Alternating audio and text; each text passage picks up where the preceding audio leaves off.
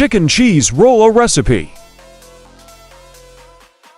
To boneless chicken breasts, cooked and shredded 1 cup. Shredded cheddar cheese 1/2 cup, mayonnaise 1/4 cup, finely chopped onion.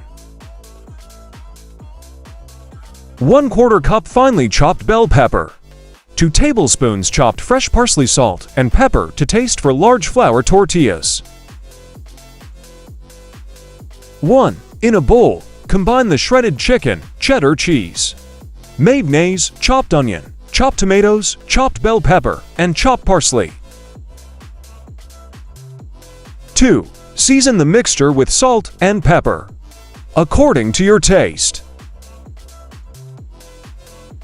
3. Lay out the flour tortillas and divide the chicken and cheese mixture evenly among them, placing the mixture in the center of each tortilla.